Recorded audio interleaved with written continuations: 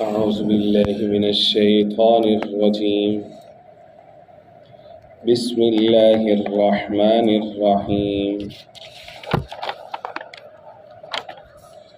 لن يستنكف المسيح أن يكون عبدا لله ولا الملائكة المقربون ومن يستنكف عن عبادته ويستكبر فسيحشرهم إليه جميعا. فأما الذين آمنوا وعملوا الصالحات فيوفيهم أجورهم ويزيدهم من فضله وأما الذين استنكفوا واستكبروا فيعذبهم عذابا أليما ولا يجدون لهم من دون الله وليا ولا نصيرا. آمنت بالله صدق اللہ العظیم. بڑے انتہائی واجب الاحترام، قابل صد احترام بزرگوں، بھائیوں اور نوجوان ساتھیوں، آج کے درس میں قرآن مجید کتاب حکمت کی سورہ نمبر 4 سورۃ النساء کی 2 آیات مبارکہ، آیت نمبر 172 اور 173 یہ شامل ہیں. یہ سورۃ النساء کا آخری رکوع آج سے شروع ہو رہا ہے. گزشتہ کل کے درس میں اللہ جل شانہ عما نوالہ نے اہل کتاب، خاص طور پر جو نصارہ ہیں، کرسچنس ہیں،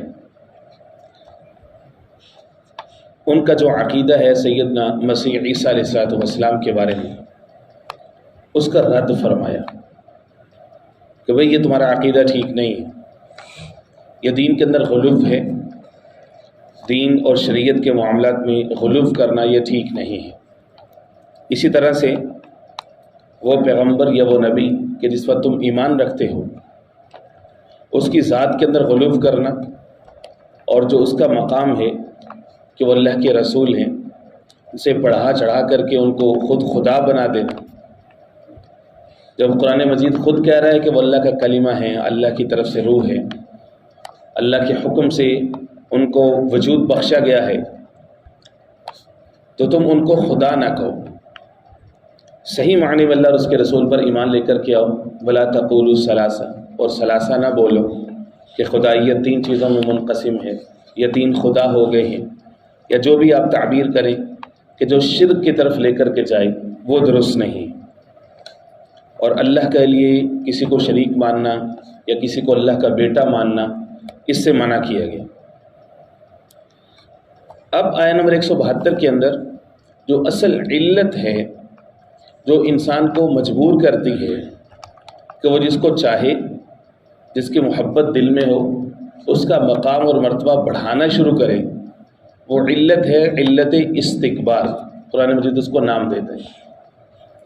اب اس علت استکبار پر وار کیا جا رہا ہے اور اس کی نفی کی جا رہی ہے کہ بھئی اپنی طبیعت کے اندر تم اعتدال لے کر کے آؤ، جو کہ اصل ایمان ہے. علت استکبار کیا ہوتی ہے؟ عربی کے اندر جس بھی مصدر کے شروع میں الف اور سین لگ جائے، یہ جس لفظ کے شروع میں، اس کے اندر طلب کا معنی آ جاتا ہے. ایک ہوتا ہے کبر، بڑائی، جیسے حدیث پاک کے اندر آتا ہے الکبریاء اور ردائی، تکبر میری چادر ہے. جو شخص اس پر ہاتھ ڈالتا ہے، یعنی تکبر اختیار کرنے کی کوشش کرتا ہے، اللہ کی برابری پہ آنا چاہتا ہے، تو اللہ رب العزت اس کو ذلیل و رسوا فرما دیتے ہیں. ردا سے مراد چادر، عام معنی اس کا عرفی معنی، اس کا معنی عزت کے ساتھ تعبیر کیا جاتا ہے. چادر جو کہ سر کے انسان کو سایہ فراہم کرتی ہے، تو چادر پہ ہاتھ ڈالنا مراد یہ ہے کہ عزت پہ ہاتھ ڈالنا. کبر. ایک ہوتا ہے تکبر. کبر سے اوپر کا درجہ ہے تکبر، چونکہ اس میں شد موجود ہے نا. شد کا مطلب یہ ہے کہ اس میں زبردستی کے معنی پائے جا رہے ہیں کہ کچھ ہے نہیں، لیکن پھر بھی تکبر، جیسے انسان کو ہوتا ہے کہ جی فلاں انسان متکبر ہو گئے، تکبر ہے. بھائی تیرے پاس کچھ ہے ہی نہیں. کیا ہے تیرے پاس؟ تیرے پاس کوئی ہنر ہے، تو عقل مند زیادہ ہے، تیرے پاس علم کے 2-4 حروف آ گئے ہیں، تیری کچھ PR بڑھ گئی ہے، تیرے پاس کوئی مال آ گیا ہے. یہی چیزیں جن سے انسان تکبر کرتا ہے. فرمایا یہ ساری کچھ تیری ہے ہی نہیں، کس چیز کا تکبر، تجھے تو دیا گیا ہے چند دنوں کے لیے ہے یا چند سالوں کے لیے ہے، بس ختم، مال بھی ختم ہو جائے گا، علم بھی ختم، عقل بھی ختم، تکبر۔ اس کے بعد ہوتا ہے استکبار۔ استکبار کہتے ہیں کبر کو طلب کرنا، کہ استکبار کا تعلق عام طور پر کسی اور کے ساتھ ہوتے ہیں، کہ ایک شخص کسی دوسرے کے بارے میں تکبر کا خواہش مند ہو کہ اس کو بڑا مقام و مرتبہ ملے۔ اس میں کوئی حرج ابتدائی طور پر نہیں ہوتا کہ انسان اگر یہ سمجھتا ہے کہ میرے اندر عاجزی آ جائے گی یا میں عاجز ہوں، بھائی دوسرے آدمی کو اللہ رب العزت نے بڑے مقام کے ساتھ نوازا ہوں، یہاں تک ٹھیک ہے، لیکن حد اعتدال سے اس کو بڑھا دینا، اس چیز کو یا اس شخص کو مبالغہ آرائی، حتیٰ کہ اس کو کہتے ہیں، اس کی انتہا ہوتی شخصیت پرستی کے اوپر۔ شخصیت پرستی، پرست فارسی میں پوجنے کو کہتے ہیں، یہاں تک اس شخصیت کا ایسا ذہن میں مقام بن جائے کہ اب اس کی ہر خامی بھی خوبی نظر آنی شروع ہو جائے، اور جو بھی اس کا مخالف ہے اس کی خوبی بھی انسان کو خامی نظر آنی شروع ہو جائے۔ جیسا کہ آج کل سیاسی فرقہ واریت کے اندر ہم روزمرہ اس کے مشاہدات دیکھتے ہیں کہ بھی جو میرا لیڈر ہے اس جیسا تو کوئی ہے ہی نہیں، وہ کہتے نہیں جو میرا لیڈر ہے اس جیسا کوئی نہیں ہے، اب اپنے لیڈر کی ہر خامی بھی خوبی ہے، دوسرے کی ہر خوبی بھی خامی ہے۔ استکبار۔ سابقہ اقوام خاص طور پر نصارہ اپنے نبی اور اپنے رسول کے بارے میں اس علت کے اندر مبتلا ہوئے جس کی نفی یہاں پر کی جا رہی ہے۔ لن یستنکف المسیح ان یکون عبدا للہ، فرمایا کہ مسیح کو، مسیح عیسیٰ علیہ السلام کو یہ چیز عار نہیں دلاتی یا ان کے لیے کوئی باعث عار نہیں ہے ان یکون عبدا للہ، کہ وہ اللہ کے عبد بن جائیں، اللہ کے بندے بن جائیں۔ نصارہ کے یہاں کیا ہوا، عیسائیوں کے یہاں کیا ہوا کہ ان کی جناب عیسیٰ علیہ السلام کے ساتھ جو عقیدت اور محبت تھی ان کے عقیدے کے اوپر غالب آ گئی۔ عقیدت انسان کے اندر فطری طور پر پائی جاتی ہے کہ انسان جس سے مرعوب ہوتا ہے، جس سے متاثر ہوتا ہے، جس کے اندر کوئی سکلز دیکھتا ہے انسان کے دل میں اس کی محبت آ جاتی ہے، فطری بات ہے۔ پھر چاہے کہ اللہ کے نبی ہوں، اللہ کے رسول ہوں، جن کے پاس معجزات ہو، اور معجزات بھی معجزہ ویسے ہی عقل کو عاجز کر دینے والی چیز کو کہتے ہیں۔ جناب عیسیٰ علیہ السلام کے معجزات بھی ایسے تھے کہ مردے کو زندہ کر دینا کوئی چھوٹی بات تو نہیں۔ اس زمانے میں ایک شخص بیٹھ کے یہ دیکھے، بلکہ کسی بھی زمانے میں مردے کو زندہ کر دینے والا شخص جو سامنے کھڑا ہو تو انسان کے دل میں اس کے لیے کوئی بہت بڑا مقام تو آئے گا ہی آئے گا۔ اطباء اس زمانے میں بڑے بڑے بیماریوں کا علاج دریافت کر چکے تھے، کوڑ کا علاج نہیں تھا ان کے پاس، مادرزاد جو اندھا پن ہے اس کا علاج نہیں تھا، جناب عیسیٰ علیہ السلام کے پاس یہ معجزات موجود تھے۔ اسی طرح سے جو ہے وہ گھر میں کسی کے گھر میں کیا کمایا کیا کھایا ہے جناب عیسیٰ علیہ السلام اگلی صبح بتا دیتے تھے۔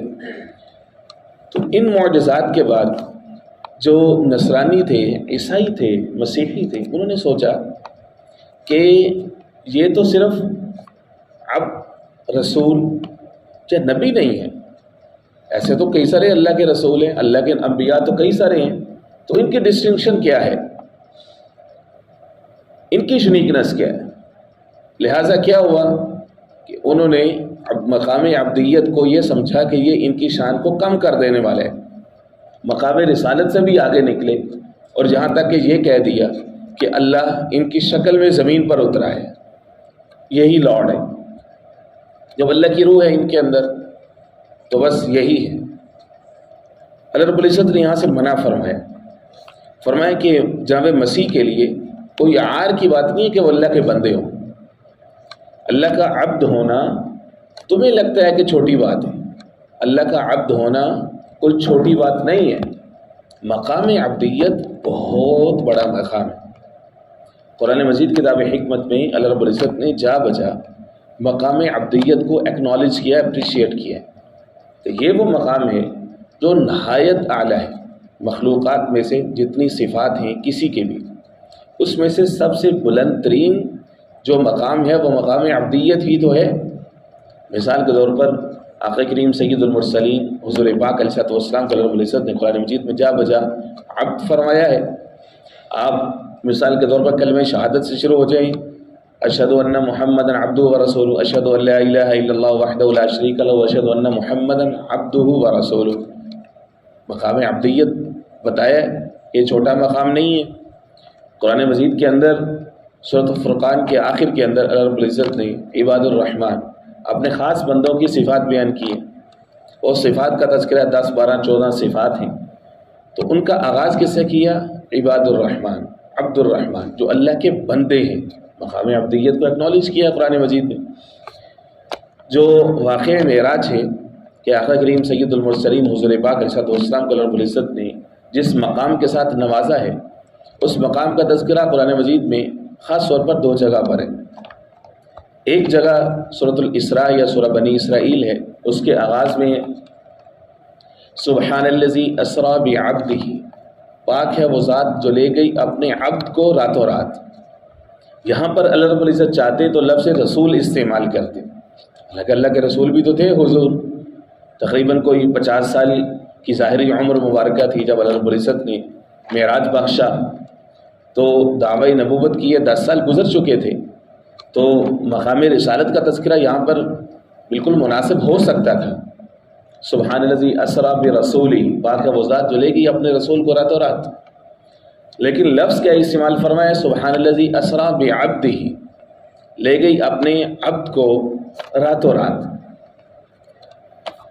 گویا کہ بتانا یہ مقصود تھا کہ اصل عبد وہ عبد ہوتا ہے کہ جس طرح سے آقا کریم سید المرسلین حضور پاک علیہ السلام نے اپنے آپ کو اللہ کا عبد بن کے دکھایا ہے کہ اٹھنا، بیٹھنا، سونا، جاگنا، آنا، جانا، سفر کرنا، جہاد کرنا، اپنی بیویوں کے ساتھ معاملات کرنا، اپنے بچوں کے ساتھ معاملات کرنا، دوست احباب کے ساتھ معاملات کرنا، کاروباری معاملات اور ٹرمز پر چلنا، قرضے کے انسان کے جتنی طرح کے رشتے ہو سکتے ہیں، معاملات ہو سکتے ہیں، وہ سارے کے سارے جب وہ اللہ کی رضا کے لیے ہو جائیں، جیسا کہ آقا کریم صلی اللہ علیہ وسلم نے کر کے دکھایا، اور پھر اللہ نے یہ فرمایا لَقَدْ كَانَ لَكُمْ فِي رَسُولِ اللَّهِ أُسْوَةٌ حَسَنَةٌ، لوگوں یہ میرے رسول ہیں، ان کی زندگی تمہارے لیے اسوہ حسنہ ہے، اور یہی وہ ہیں جو صحیح معنی میں عبد کہلانے کے لائق ہیں۔ اب تم سب ان کی پیروی کرو،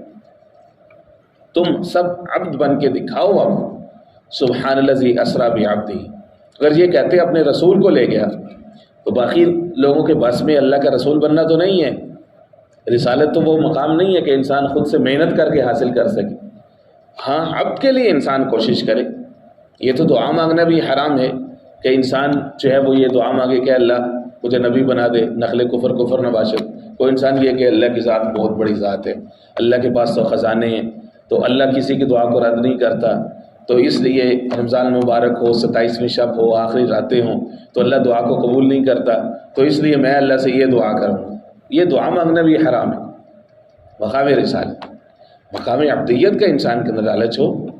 اما جان پوچھتی ہیں یا رسول اللہ صلی اللہ علیہ وسلم، آپ کے بارے میں تو اللہ نے یہ فرمایا ما تقدم من ذنبک وما تأخر، آپ کے اگلے اور پچھلے سارے گناہ معاف ہو گئے، تو آپ اتنی مشقت کیوں اٹھاتے ہیں؟ حتیٰ تورمت قدمہ، اتنا لمبا آپ کا قیام ہوتا ہے کہ آپ کے قدم مبارک کے اندر سوجن آ جاتی ہے، رکوع میں کھڑے ہوئے، قیام میں کھڑے ہوئے اور تلاوت شروع کی ہے۔ اما جان فرماتی ہیں بس پوچھے ہی مت نہ، کیسا شاندار قیام تھا، اتنا لمبا قیام تھا کہ میں سوچتی تھی شاید کبھی رکوع نہیں فرمائیں گے۔ رکوع میں جاتے تھے تو رکوع اتنا لمبا ہوتا تھا، اتنی لمبی تسبیحات ہیں، میں سوچتی تھی کہ شاید حضور پاک صلی اللہ علیہ وسلم کبھی رکوع سے نہیں اٹھیں گے۔ سجدے میں جاتے تھے فلا تسأل عن حسنہن وطولہن، تو اسی طرح سے دونوں سجدوں کے بارے میں فرمایا، دونوں رکعت کے بارے میں، جو 2 رکعت پڑھتے تھے پوری رات اس میں بیت جایا کرتی تھی۔ فلا تسأل عن حسنہن وطولہن، بخاری شریف کے الفاظ، بس کچھ مت پوچھیے کیسا ان کا حسن تھا اور کیسی ان کی طوالت تھی۔ عبادت کے اندر اپنے آپ کو کھپانا، مقام عبدیت کا حرص کرنا، یہ لالچ کرنا۔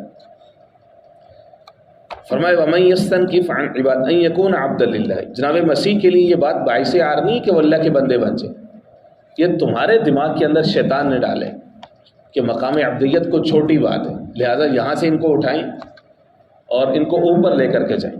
وَلَلْمَلَائِكَةُ الْمُقَرَّبُونَ، اور نہ ہی مقرب فرشتوں کے لیے یہ بات باعث عار ہے۔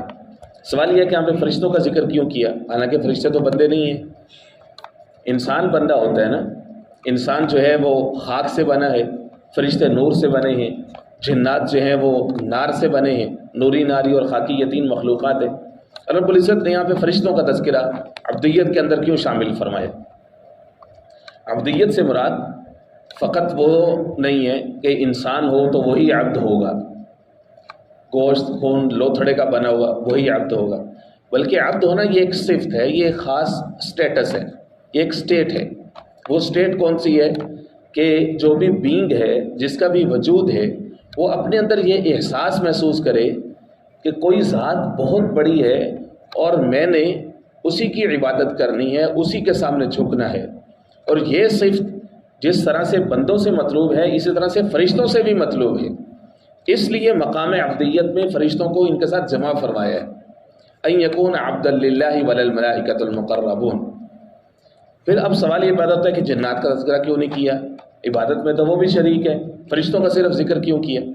فرمایا اس کی وجہ یہ ہے کہ جس مقام پر، جس موقع پر، جن حالات میں یہ آیات نازل ہو رہی ہیں، وہاں پہ لوگ جو پائے جاتے ہیں وہ یا تو اللہ کے بندوں کو، اللہ کے رسولوں کو خدا کہتے ہیں، جیسا کہ نصارہ ہیں، یا یہود ہیں وہ جناب عزیر کو اللہ کا بیٹا کہتے ہیں، یا پھر مشرکین مکہ تھے جو فرشتوں کو اللہ کی بیٹیاں کہتے تھے، اناسا قرآن مجید کے اندر موجود ہے۔ تو اس لیے جنات کا وہ تذکرہ نہیں کرتے تھے کہ جنات کو خدا مان لیں، یہ جنات کے اندر وہ صفات مان لیں، اس لیے رد ان دو فریقوں کے اوپر تھا، اس لیے تذکرہ بھی اسی انداز میں کیا۔ فرمایا یاد رکھو، ایک بات تو ہم نے تمہیں بتا دی کہ جناب مسیح کے لیے کوئی بات باعث عار نہیں ہے۔ اب ہمارا اعلان سن لو، جتنے بھی لوگ اس طرح کی علت کے اندر مبتلا ہیں، استکبار کہ اپنے لیڈر یا جس کو مانیں اس کو بہت اونچا چڑھا دیں، فرمایا سنیں، وَمَن يَسْتَنْكِفْ عَنْ عِبَادَتِهِ، جس شخص کو اللہ کی عبادت سے عار آئے کہ وہ چھوٹا ہو جائے گا عبادت کر کے، فرمایا وَيَسْتَكْبِرْ، اور اس کے اندر تکبر آ جائے، فَسَيَحْشُرُهُمْ إِلَيْهِ جَمِيعًا، ان قریب اللہ ان سب کو اپنی طرف جمع کرے گا۔ استنکاف اور استکبار یہ دو اصطلاحات ہیں۔ استنکاف سے کسی چیز کا آغاز ہوتا ہے، جب کوئی چیز، کوئی عمل، کوئی ایکٹ، کوئی وصف، کوئی خوبی انسان سمجھے کہ یا میرے لیے باعث عار ہے، اس کا مطلب یہ ہے کہ وہ اپنے آپ کو اونچا سمجھ رہا ہے، یا کسی دوسری ذات کے لیے وہ عار کا باعث سمجھے، اس کا مطلب یہ ہے کہ وہ اس مقام پر سیٹسفائی نہیں ہے۔ اب اس نے کیا کرنا ہے کہ اس مقام سے اس کو بڑھانا چڑھانا ہے، غلو لے کر کے آنا ہے۔ اس کو ملائے پچھلی آیت کے ساتھ جس کا آغاز ہی اس بات سے ہوا تھا کہ غلو نہ کرو، یہاں تک کہ جب تک اندر کو تسکین نہ ہو جائے کہ اس مقام پر اب اس جیسا کوئی اور نہیں ہے، تب تک صبر نہیں کرنا۔ فرمایا کہ وَيَسْتَكْبِرْ، اب وہ اس انکار سے استکبار کی طرف چلے گئے۔ فَأَمَّا الَّذِينَ آمَنُوا وَعَمِلُوا الصَّالِحَاتِ فَيُوَفِّيهِمْ أُجُورَهُمْ وَيَزِيدُهُمْ مِنْ فَضْلِهِ۔ فرمایا کہ یاد رکھو وہ لوگ جو ایمان لائی کر کے آئیں گے، وَعَمِلُوا الصَّالِحَاتِ، اور اعمال صالحہ کریں گے۔ اب یہاں پر ایمان کا مطلب یہ ہوگا کہ وہ ایمان صحیح معنی میں کہ جو ایمان اللہ کے ہاں قابل قبول ہے، ورنہ نصارہ بھی ایمان رکھتے ہیں، ایمان تو جناب عیسیٰ پر وہ رکھتے ہیں، لیکن اپنے ایمان پہ وہ حد سے آگے بڑھ رہے ہیں۔ فرمایا وَعَمِلُوا الصَّالِحَاتِ، اور اعمال صالحہ کریں گے۔ اعمال صالحہ وہ کہ جو اللہ کے حکم کے مطابق ہوں۔ فَيُوَفِّيهِمْ أُجُورَهُمْ، اب اللہ ان کو ان کا اجر پورا پورا دیں گے، وَيَزِيدُهُمْ مِنْ فَضْلِهِ، پورے اجر کا وعدہ ہے، اور اس کے ساتھ ساتھ فرمایا کہ اللہ اپنے فضل سے اس کو بڑھا بھی دیں گے۔ جو اللہ رب العزت ان کے اجر میں زیادتی فرمائیں گے، ان کو بڑھا چڑھا کر کے دیں گے، یہ اللہ رب العزت نے فرمایا کہ من فضل، یہ ہمارا فضل ہے۔ جس کے عمل صالح کے اندر یہ ایک اور قانون کا بیان ہے اصل میں، جس کے عمل صالح میں جتنا اخلاص ہوتا ہے اللہ رب العزت اس کو ویسے ہی اجر عطا فرماتے ہیں۔ یہ تو قانونی تقاضا ہے کہ عمل کیا تو اس کے بدلے میں اجر ہے، بدلہ ہے جو اللہ رب العزت نے دینا ہے، لیکن فرمایا وَيَرْزُقُ مَن يَشَاءُ بِغَيْرِ حساب، بغیر حساب کا وعدہ ہے۔ مَن جَاءَ بِالْحَسَنَةِ فَلَهُ عَشْرُ أَمْثَالِهَا سے بات شروع ہوتی ہے، ایک نیکی کرو گے ہم 10 گنا بڑھا چڑھا کر کے دیں گے۔ بڑھتا گیا، سورہ بقرہ کے اندر فرمایا 100 کے برابر، پھر اسی آیا میں آگے 700 کے برابر ہم ثواب دیتے ہیں. پھر فرمایا بغیر حساب، بغیر حساب دیتے ہیں ہم. تو جتنا اخلاص ہوگا اتنا اجر ہوگا. وَأَمَّا الَّذِينَ اسْتَنكَفُوا، لیکن وہ لوگ جو استنکاف کریں، یعنی وہ اللہ کی عبادت کو اپنے لیے باعث عار سمجھیں یا کسی اور کے لیے باعث عار سمجھیں، وَاسْتَكْبَرُوا، اور تکبر کریں، فَيُعَذِّبُهُمْ عَذَابًا أَلِيمًا، تو اللہ رب العزت ان کو دردناک عذاب دیں گے. مقام عبدیت کی ایک دو آیات بھی یہاں پر لگا لیں، اور پھر ایک اور آیا بھی آپ ملاحظہ فرمائیں. واقع معراج کا تذکرہ سورہ نجم کے اندر ہے، فَأَوْحَى إِلَىٰ عَبْدِهِ مَا أَوْحَىٰ، وہاں پر عبد کا تذکرہ کیا. اسی طرح سے اللہ رب العزت نے 24ویں پارے کے اندر سورہ مومن کے اندر یہ فرمایا، اے لوگو تم مجھ سے دعا مانگو، وقال ربکم ادعونی استجیب لکم، مجھ سے مانگا کرو. اب مانگے کہ کیسے؟ جب عبادت کریں گے تو مانگیں گے. ایاک نعبد و ایاک نستعین، پہلے عبادت ہے، بعد میں مدد کو طلب کرنا. ہمارے یہاں کیا ہے کہ مدد طلب کرو، جی اللہ ہے بھائی، پہلے جھکو اس کے سامنے، ایکنالج تو کرو. پہلے عبادت ہے، بعد میں استعانت ہے. وہ اپنا فضل فرما دے تو فرما دے، ورنہ اس نے استعانت کو عبادت کے ساتھ نتھی کی ہے، معلق کیا، واؤ کے ساتھ جمع کیا اس کو. فرمایا کہ رب تمہیں یہ کہہ رہے کہ تم عبادت کرو، اللہ سے مانگو. ان الذین یستکبرون عن عبادتی، جس طرح یہاں پر یہ الفاظ موجود ہے ومن یستنکف عن عبادتی، عبادت جس شخص کو عار دلائے، وہاں پر یہ ہے کہ ان الذین یستکبرون عن عبادتی، جو اللہ کی عبادت سے تکبر کرتے ہیں. انسان کے اندر جب کبریائی آتی ہے وہ جھکتا نہیں ہے. نماز کیا ہے؟ عبادت کیا ہے؟ وہ جھکنے کا نام ہے. بہترین عبادت ہے سجدہ. اب اس کے لیے کیا ہے کہ جہاں پر لوگ پاؤں لگاتے ہیں وہاں پر انسان اپنی پیشانی لگاتے ہیں، کچھ چھوٹی بات نہیں ہے. اٹس ہیوملیشن، اللہ کے سامنے اپنے آپ کو ذلیل کرنا، یہی تو اصل عبدیت ہے. فرمایا من تواضع للہ رفعہ اللہ، جو شخص اللہ کے لیے اپنے آپ کو گراتا ہے، وضع اختیار کرتا ہے، تواضع اختیار کرتا ہے، رفعہ اللہ، اللہ اس کو بلند فرما دیتے. اور من تکبر للہ، جو شخص تکبر اختیار کرتا ہے، وضع اللہ، اللہ اس کو گرا دیتے. فرمایا کہ وَأَمَّا الَّذِينَ اسْتَنكَفُوا وَاسْتَكْبَرُوا فَيُعَذِّبُهُمْ عَذَابًا أَلِيمًا، ایسے لوگ جو استنکاف میں مبتلا ہوں، یعنی عبادت کو عار سمجھیں، یا استکبار کے اندر مبتلا ہوں کہ حد اعتدال سے بڑھائیں کسی کا مقام و مرتبہ، فرمایا ان کو دردناک عذاب دیں گے. وَلَا يَجِدُونَ لَهُم مِّن دُونِ اللَّهِ وَلِيًّا وَلَا نَصِيرًا، اور نہیں پائیں گے وہ اپنے لیے اللہ کے سوا کوئی ولی اور نہ ہی مددگار. یہاں پہ ان کی آخری کوشش، آخری سوچ بھی ناکام کر دی. جب انسان کسی کو اونچا بڑھاتا ہے تو اب اس کو امید یہ ہوتی ہے کہ اب یہ بعد میں کوئی بھی مسئلہ ہوگا تو یہ میرے لیے سفارشی ہوگا، میرے لیے مددگار ہوگا، میں کہیں پکڑا جاؤں گا تو میرے لیے یہ سہارا بنے گا. اللہ نے فرمایا نہیں نہیں، یہاں پہ تم غلطی کر رہے ہو، ٹیکنیکل غلطی کر رہے ہو، کہ تم جس کو بڑھا رہے ہو تم اصل میں اللہ کے مقابلے میں لے کر کے آ رہے ہو. تو اس لیے جب تم پکڑے جاؤ گے تو اللہ کے سوا کوئی بھی تمہارا ولی، دوست اور مددگار نہیں ہوگا.